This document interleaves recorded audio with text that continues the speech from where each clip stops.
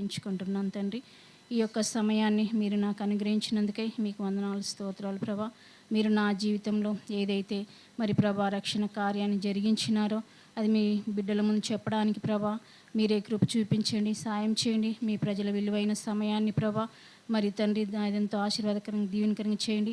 నా గొంతుకను, నాలుకలను, నా పెదవిని ప్రభా మీ అగ్నితో తాకండి.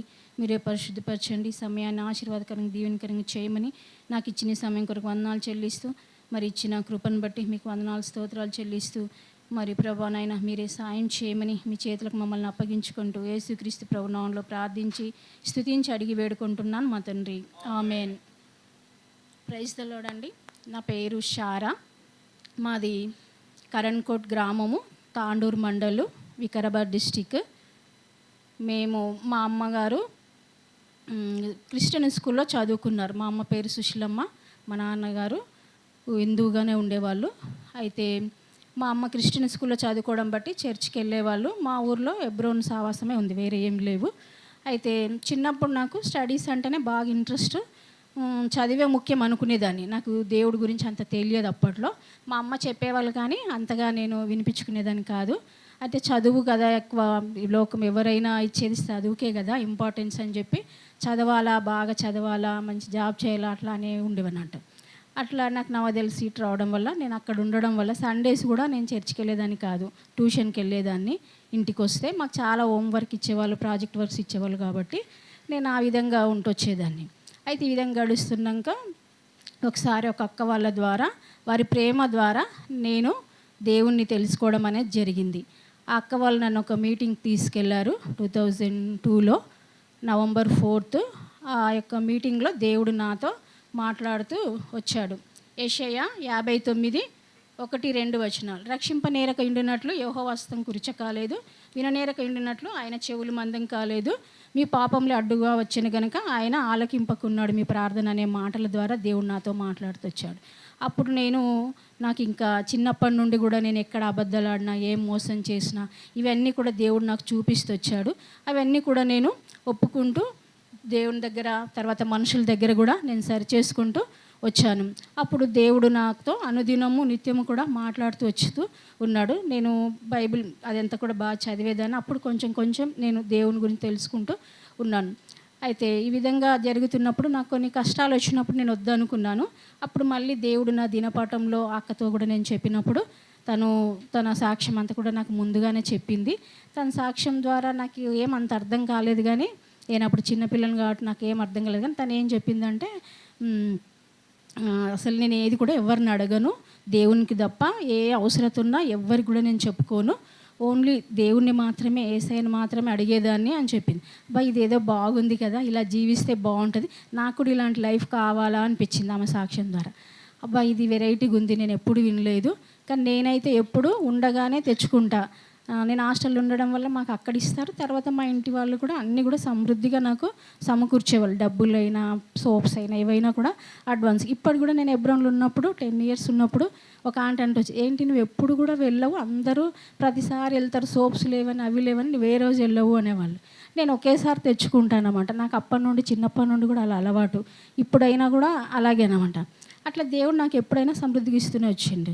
అయితే ఈ విధంగా నేను రక్షణ పొందినాక అలా జరుగుతున్నప్పుడు, తర్వాత నా పాపాలు క్షమించానన్నది నాకు నిశ్చయిత లేనప్పుడు దేవుడు పదే పదే నాతో మాట్లాడుతూ వచ్చాడు. యెషయా గ్రంథము 43:25 ఎవరైనా తీస్తే చదవండి. నేనే నా చిత్తానుసారంగా నీ అతిక్రమములను తుడిచివేయుచున్నానని ఉంటుంది. ఆ మాట ద్వారా దేవుడు నాతో అనేకసార్లు మాట్లాడుతూ వచ్చాడు. అయినా నాకు ఆ నిశ్చయిత కలగలేదు. అప్పుడు కురియన్ అంకులు బ్యాప్టిజాల గురించి క్లాస్ చెప్పినప్పుడు, మీ పాపాలు క్షమించబడినందుకు దేవుణ్ణి మీరు స్తుతించాలా అని చెప్పారు. అప్పుడు నేను స్తుతించినాక నాకు ఆ నిశ్చయిత అనేది వచ్చింది. బ్యాప్టిజం గురించి కూడా నాతో దేవుడు, నేను 2లో రక్షింపబడ్డాను 2002లో.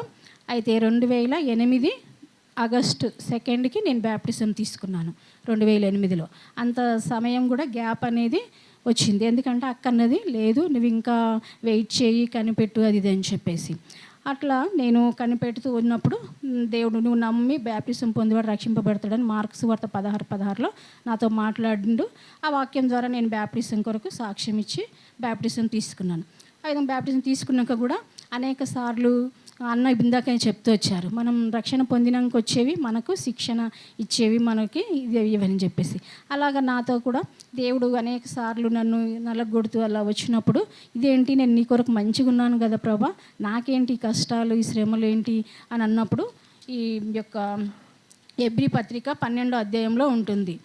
మీరు శిక్ష పొందకుంటే దుర్బిజులై శిక్షింపబడుతున్న వాళ్ళు ఆయన కుమారులు కుమార్తెలు, కాబట్టి నువ్వు శిక్షాఫలం పొందడానికే ఇవి నీకు వస్తున్నాయి అని చెప్పేసి నాతో అలా ప్రతి దానికి కూడా దేవుడు మాట్లాడుతూ వచ్చేవాడు. తర్వాత హెబ్రోన్లో కూడా ప్రతి దానికి కూడా నేను దేవుని మీద అప్పుడు చాలా ఆధారపడుతూ వచ్చేదాన్ని. ప్రతిది ఏది చేయాలన్నా దేవుణ్ణి అడిగేదాన్ని. సువార్తకు కూడా వెళ్ళడానికి ఒకసారి హెబ్రోన్లో సంఘంగా ప్రతి సెకండ్ సాటర్డే ఉండేది. అయితే అప్పుడు నేను కూడా వెళ్ళాలనుకున్నప్పుడు, ప్రభు మరి నేను వెళ్ళడానికి అర్హురాలనా కాదు, అసలు ఎట్లా ఏంటి నేను వెళ్ళాలనుకుంటున్నా అన్నప్పుడు దేవుడు నా దినపాఠంలో మాట్లాడుతూ వచ్చాడు. కీర్తనలు 68లో కూడా దాన్ని ప్రకటించు స్త్రీలు గొప్ప సైన్యంగా ఉన్నారనే మాట ద్వారా మాట్లాడాడు. తర్వాత మళ్ళీ నేను మందిరంలో వచ్చి ప్రార్థన చేసుకుంటాము, నీ విశ్వాసం నేను రక్షించను కనుక సమాధానం గలదన వెళ్ళుమని లూకా సువార్తలో ఉంటుంది. అది అక్కడ వాక్యం ద్వారా ఇలా వాల్టెక్స్ వాటి ద్వారా నాతో మాట్లాడాడు. సరే ప్రభా నువ్వు నాతో మాట్లాడినావని చెప్పి నేను ఆ సువార్తకు కూడా వెళ్తూ వచ్చాను. ఆ విధంగా అనేకమైన విషయాలన్నింటిలో కూడా నన్ను దేవుడు అనుదినము నిత్యము నడిపిస్తూ వచ్చినాడు. అయితే నేను రక్షింపబడిన కొత్తలోనే నేను పాపాలన్నీ ఒప్పుకున్నానని చెప్పినప్పుడు నన్ను ఎవరైతే నడిపించారో ఆ బ్రదరు సేవకుడు ఆయన ఏమన్నారంటే, అన్నీ ఒప్పుకున్నావమ్మా అంటే అవునన్నా. అంటే మరి దేవుడు సేవకు పిలిస్తే వస్తావా, ఉపవాసం ఉండి ప్రార్థన చెయ్యి, దేవుడు మరి సేవకు పిలిస్తే వస్తావన్నా. నేను ఎప్పుడు అంత సేవకులను కూడా గమనించలే. మాకు ఇప్పటికీ ఇంట్లో ఎన్నో ప్రాబ్లమ్స్ ఉన్నాయి, సేవ ఎందుకు నాకు, నేను జాబ్ చేయాలా, లగ్జరీస్ లైఫ్ ఉండాలా అనేసి నేను అనుకున్నాను అనమాట. అయితే నేనేమనుకున్నానంటే ఆయన చెప్పగానే ఉపవాసం ఉంటే ప్రార్థన చేస్తే ఇంకెంబడే వెళ్ళిపోవాలేమో అని చెప్పి నేను ఉపవాసం ఉండలేదు, నేను ప్రార్థన చేయలేదు, అలాగే ఉంటూ వచ్చాను. ఆ తర్వాత దేవుడు నన్ను వెంటాడుతూనే ఉన్నాడు.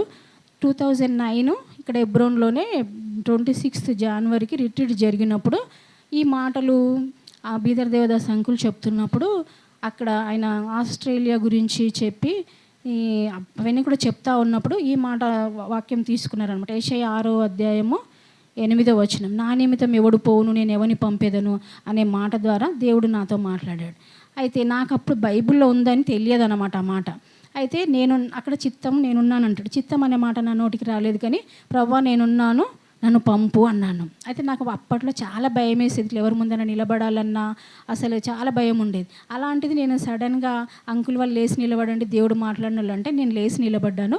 అప్పుడు నేను జాబ్ చేస్తున్నా 104లో. అయితే నా ఫ్రెండ్ నా పక్కనే ఉంది, తనుండి కంగ్రాచులేషన్స్ అని చెప్పింది. అయితే ఎందుకు అనేసి అంటే, లేదు నీకు దేవుని కొరకు నిలబడినావు కదా అని చెప్పేసి తన నా రూమ్మేట్ అనమాట. అయితే సరే అని చెప్పేసి నేను నిలబడ్డ తర్వాత కొన్ని రోజులైన వాళ్ళు కార్డు ఇస్తారు కదా, కార్డులో రాసిచ్చాను. రాసిచ్చిన తర్వాత కొద్ది రోజులకు మళ్ళీ అంకుల్ వాళ్ళు ఒక 2-3 మంత్స్కి జనవరి 26 అయితే 27 మార్చ్ ఏదో ఫెస్టివల్ ఉంటే, హిందూస్ ఫెస్టివల్ ఉంటే, ఆ ఫెస్టివల్ అప్పుడు సేవకులకు అందరికీ ఇలా స్పెషల్ క్లాస్ ఉంది, మీరు ఇచ్చారు కదా సేవ కొరకు రండి అని చెప్పి హెబ్రోన్ ఆఫీస్ నుండి ఫోన్ చేశారు. నేను 104లో జాబ్ చేస్తున్నాను కాబట్టి అప్పుడు నేను క్రిస్టియన్గా నాకు హిందూ ఫెస్టివల్స్ ఉన్నప్పుడు డబల్ డ్యూటీస్ ఇచ్చేవాళ్ళు. అయితే నేను నా ఫ్రెండ్ది కూడా చేస్తానని ఒప్పుకున్నా, చెప్పాను. అయితే సడన్గా వీళ్ళు కాల్ చేసేసరికి నేను మా ఫ్రెండ్తో అన్నాను, మరి ఇలా చెప్పారు చర్చి నుంచి రమ్మన్నారు,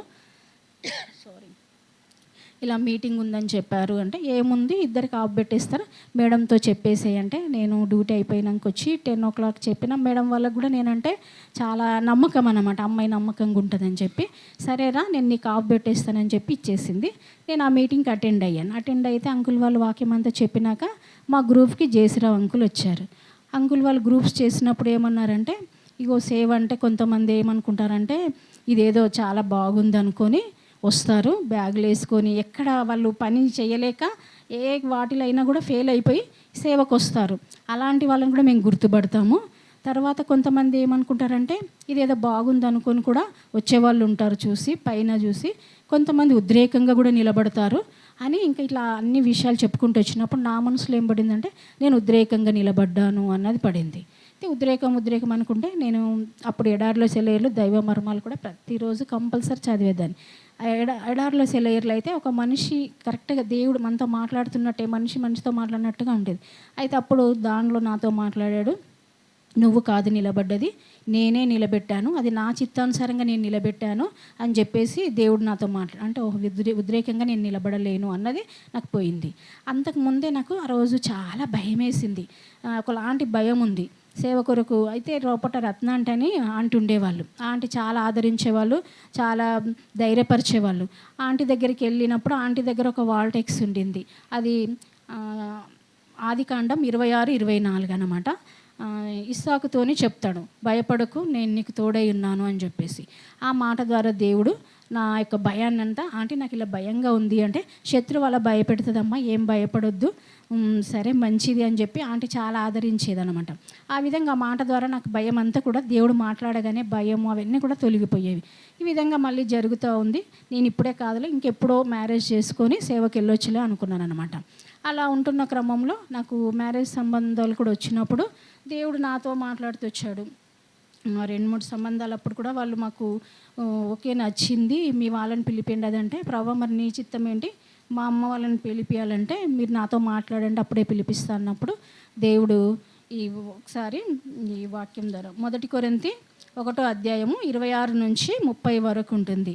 సహోదరులారా, మిమ్మును పిలిచిన పిలుపు చూడుడి, లోకరీతిని జ్ఞానులైనను గనులైనను గొప్ప వంశం వారు పిలువబడలేదు.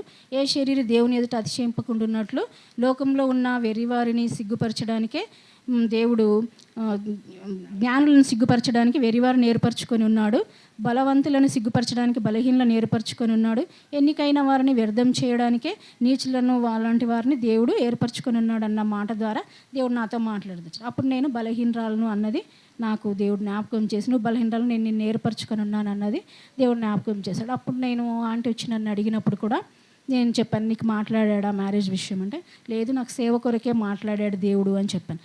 చాలా మంచి పని, సరే ఆ అబ్బాయికి అయితే రక్షణ లేదు, అసలు ఫ్యూచర్లో కూడా వస్తాడనేది కూడా లేదు, సరేనమ్మా అని చెప్పేసింది.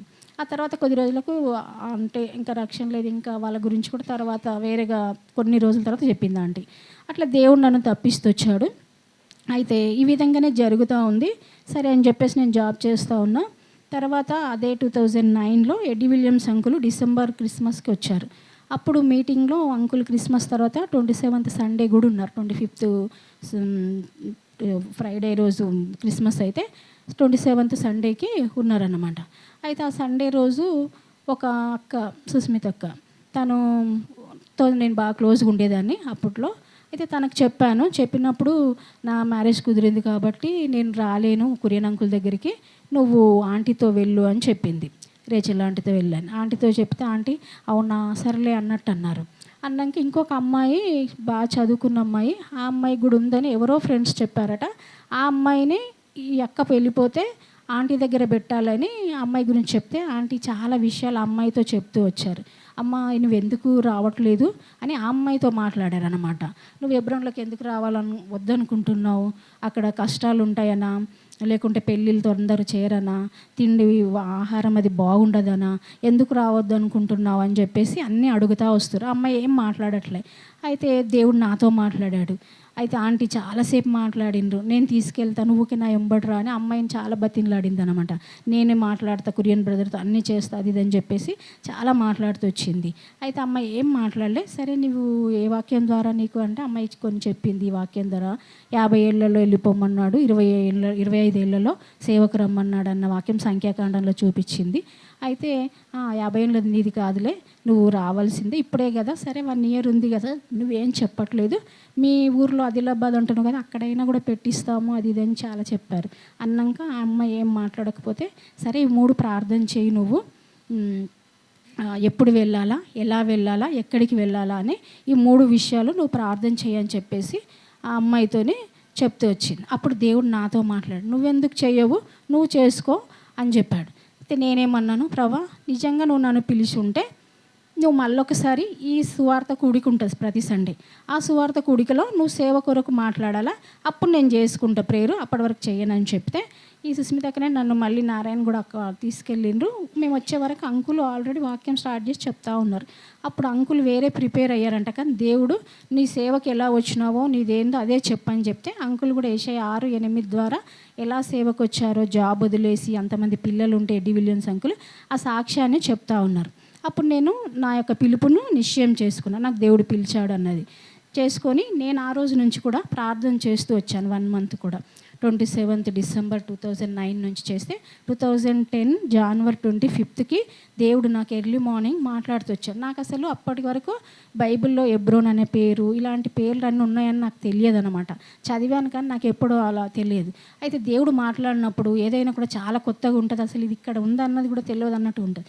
అయితే నా దినపాఠంలో 2 గంటలకు నాకు మేలుకు వచ్చి ఆరాధన చేయి అని దేవుడిని లేపితే నేను లేచి ఆరాధించి బైబిల్ తెరిచి చదువుకున్నప్పుడు 2వ సమూయేలు 2వ అధ్యాయం 1వ వచనం. ఇవన్నీ జరిగిన తర్వాత నేను ఎక్కడికి వెళ్ళాలని దావీదు అడిగినప్పుడు నువ్వు ఎబ్రోనుకు వెళ్ళుము అనే మాట స్పష్టంగా ఉంటుంది.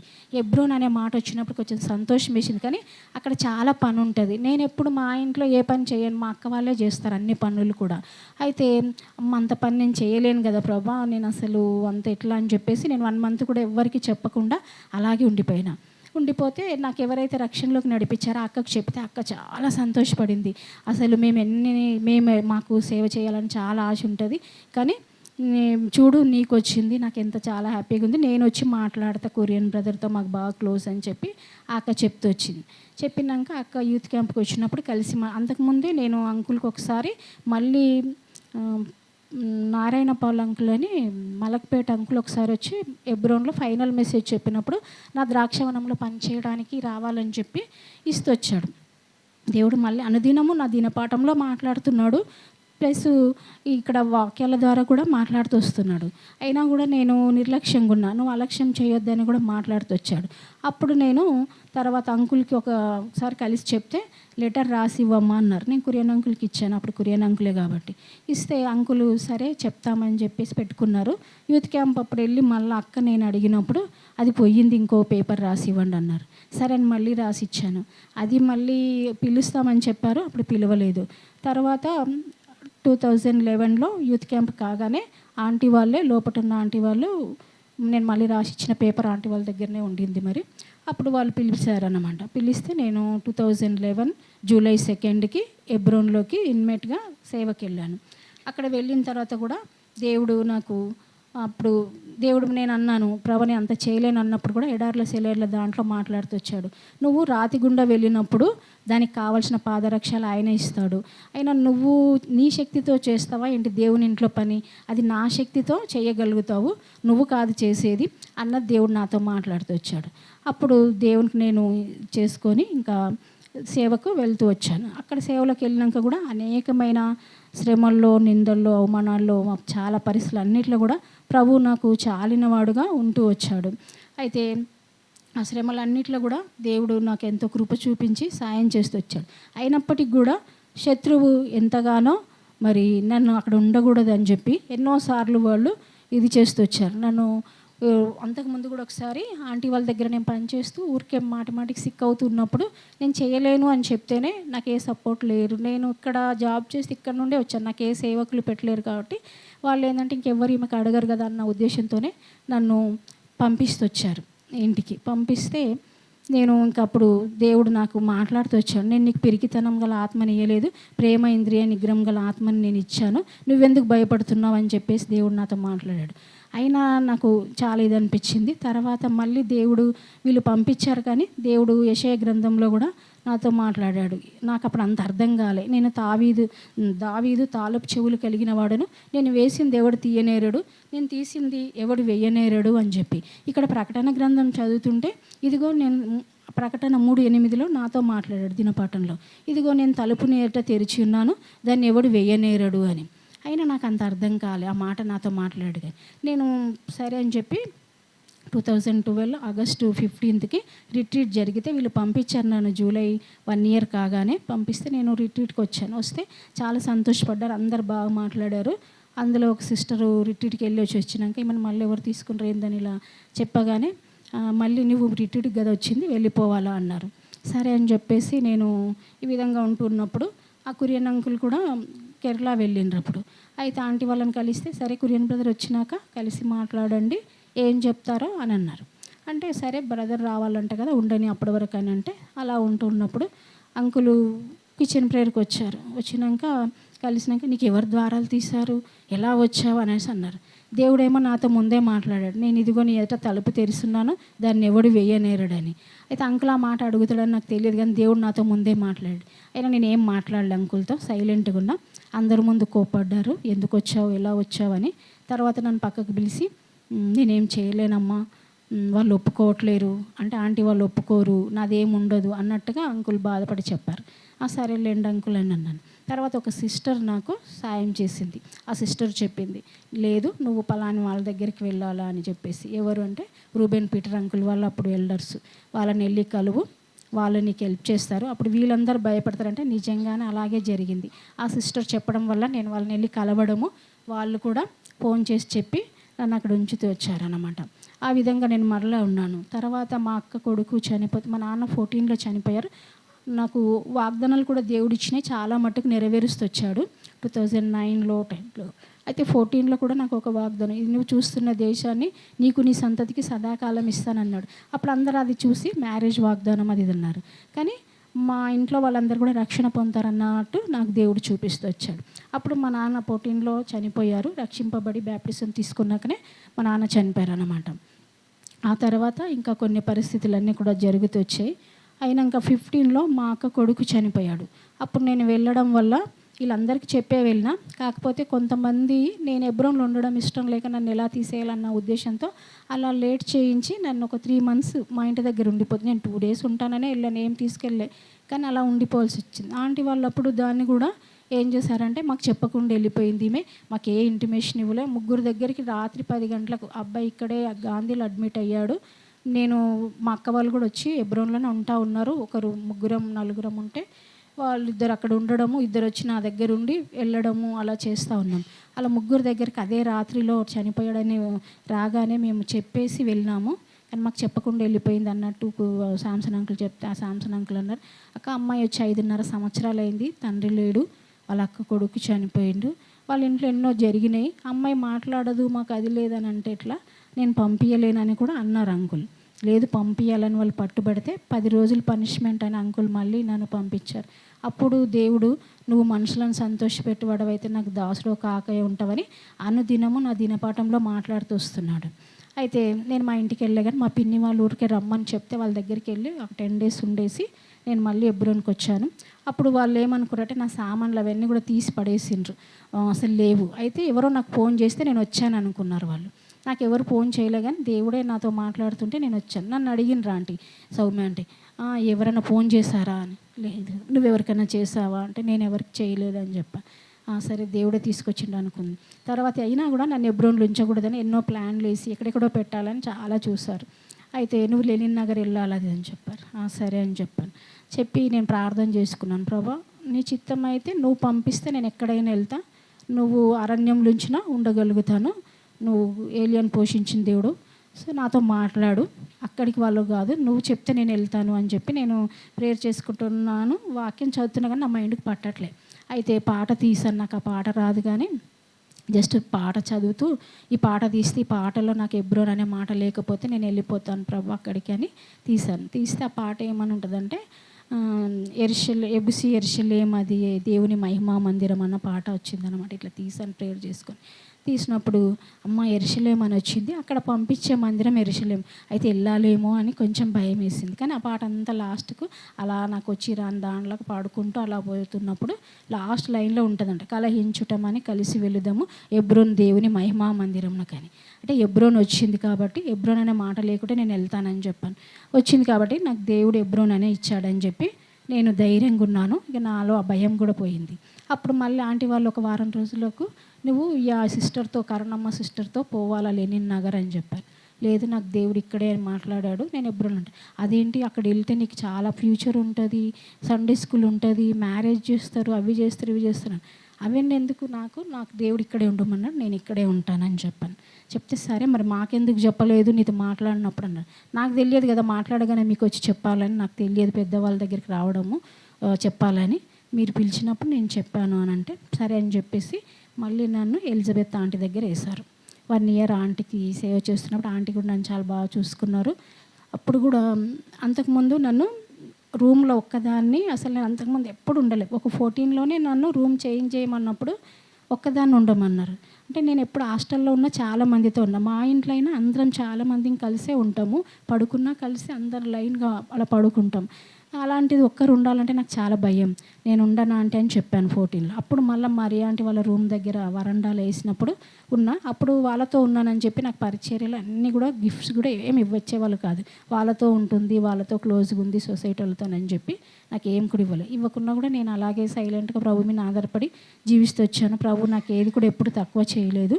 ఆ విధంగా ఉంటున్నప్పుడు మళ్ళీ నేను ఆ రోజు నైట్ నేను వచ్చినప్పుడు నా సామాను ఎక్కడో ఉంది. నా ప్లేస్ లేదు. నా ప్లేస్‌లో రత్న ఆంటీని తెచ్చి పడుకోబెట్టారు. ఆంటీ రూమ్‌లో ఒక 10 మందివో, 5 మంది ఎంతమందివి సామాన్లు మేరీ సుగుణక్కది ఉంది. ఇంకా కొంతమంది అమ్మాయిలు బాగోలేక ఊర్లలోకి వెళ్ళిపోయినోళ్ళ సామాన్లు చాలా రోజులు వెళ్ళిపోయినోళ్ళ సామాన్లు ఎవరెవరివో ఆ రూమ్‌లో అన్నీ నింపేసి పెట్టున్నారనమాట. ఆ రూమ్‌లోనే ఫస్ట్ సలమక్క వాళ్ళ రూమ్‌లో పడుకోమంటే సలమక్క మాకు చెప్పలేదు, మా రూమ్‌లో పడుకోవద్దన్నది. సరే అని చెప్పేసి అదే రూమ్‌లో వెళ్ళి అప్పుడు క్లీన్ చేసుకొని ఇంకా బాధలో ఉన్నా కాబట్టి నాకేం భయం వేయలేదు. అలా పడుకున్నా. అప్పుడు అన్ని రోజులు 10 రోజులు పడుకున్నప్పుడు ఏ రోజు అనలేదు. తర్వాత ఎలిజబెత్ ఆంటీ దగ్గర నుండి అప్పుడు నాకు దేవుడు మాట్లాడుతూ వచ్చాడు. ప్రేయర్‌కు దానికి ఉండాలని. అప్పుడు నేను అప్పుడు ఒంటరిగా పడుకున్నది. నాకు ఆ ధైర్యం ఉంది కాబట్టి ఇప్పుడు కూడా నేను ఒంటరిగా ఉండగలుగుతా. అప్పుడు ఉండేదాన్ని కాదు. అయితే నాకు రూమ్ ఇవ్వగానే అందరూ అదేంటి నీకు భయమేయట్లేదా? అది లేదా అనేసి అడిగారు. ఆ తర్వాత ఎలిజబెత్ ఆంటీ దగ్గర ఉన్నప్పుడు కూడా ఆంటీ మామూలుగా ఎవరినైనా కొంచెం కోప్పడతారు. ఎందుకు కోప్పడతారంటే ఆంటీకి చేయాల్సిన పని చేయకపోతే కోప్పడుద్ది. నేను అన్నీ చేసేదాన్ని కాబట్టి నన్ను ఒక్క మాట కూడా అనేది ఏంటి షారా నిన్నేం అంటలేదా ఆంటీ మమ్మల్ని అంతా తిట్టేవాళ్ళు అది ఇది అని చెప్పేసి ఊరికి అనేటోళ్ళు అనమాట. అంటే ఆంటీ ఒకసారి విన్నారన్నారు. ఎందుకంటే నేను మాత్రం నాకు పని చేస్తే అని అంటానా ఏంది చేయకపోతేనే కదా నేను అరిచేది అని చెప్పేసి అనేవాళ్ళు అన్నట్టు. అట్లా ఎంతో అసలు హెబ్రోన్‌లో ఎన్నో రకాలుగా కూడా శ్రమలు, నిందలు, అవమానాలు కూడా ఎన్నో కూడా ఎదుర్కొంటూ వచ్చాను. వాటన్నిటిలో కూడా దేవుడు చాలినంత కృపను ఇస్తూ వచ్చాడు. తర్వాత ఇప్పుడు కూడా మళ్ళీ నా మీద ఒక నింద పెట్టి నన్ను రూబీ వాళ్ళు కూడా పంపించినప్పుడు నా ఇంట్లో దేవుడు అవసరం ఉంది కాబట్టి వాళ్ళని అలా వాడుకున్నాడని నాకు తర్వాత తెలిసి వచ్చింది. మా ఇంట్లో కూడా అలా జరిగే విషయం ఉన్నందుకు మా అమ్మ కూడా చనిపోయారు 2022లో నవంబర్ 3కి చనిపోయారు. చాలా భయంకరమైన పరిస్థితి అది. మా వదిన కూడా ఎంతో ఇది చేసింది. అట్లా దేవుడు మా అన్న కూడా ఆ టైంలో క్యాన్సర్తో చనిపోతుండు. మా వదిన మాత్రం ఫ్రాడ్ చేసి ఆస్తంతా మా అక్క వాళ్ళకి ఎవరికి చదువు లేదు, వాళ్ళకేం తెలియదు. తను ఫ్రాడ్ చేసి మొత్తం తీసుకోవాలని చూసింది. ఆ టైంలో నన్ను వీళ్ళని అలా వాడుకొని తీసుకెళ్ళాడు. నేను ఉండబట్టే ఆ విధంగా మా అమ్మ నాన్న కూడా చాలా హింసించింది. ఆమె చాలా రకాలుగా భయంకరంగా బాధ పెట్టింది. అయినా కూడా మేము దేవుని బట్టి ఆమెను ప్రేమించాం. వాళ్ళ పిల్లలను కూడా ఎన్నోసార్లు బాగోకపోతే హెబ్రోన్లో కూడా నేను చూసి నా పరిచర్యలు మానుకొని కూడా వాళ్ళ కోసం హాస్పిటల్కి అలా వెళ్ళడం ఎన్నో కూడా చేసినాం. ఎప్పుడు కూడా మా అమ్మనే అనేవాళ్ళం మేము, పోనీలేమ్మా ఆమెకు తెలియదు కదా, పోనీలేమ్మా ఇట్లా అంటూ వచ్చినాం. కానీ ఆమె ఎంత భయంకరమైందో నాకు తెలియలేదు. నేను అప్పుడు వీళ్ళు పంపించాక ఉన్నాక నేను చూసినప్పుడు నాకు అన్నీ కూడా దేవుడు బయలుపరుస్తూ వచ్చాడు. మా అమ్మ ఎంతో బాధపడింది. అట్లా నన్ను దేవుడు తీసుకెళ్ళాడు అన్నది నాకు అర్థమైంది. దేవుడు నన్ను వాడుకున్నాడు, నా ఇంట్లో అవసరం ఉంది అని చెప్పి. తర్వాత ఇప్పుడు మళ్ళీ నేను దేవుడిని అడుగుతూ వచ్చినప్పుడు దేవుడు నాతో మాట్లాడు, నువ్వు ప్రతిష్ఠించుకొని మళ్ళీ వెళ్ళవచ్చు అని చెప్పేసి.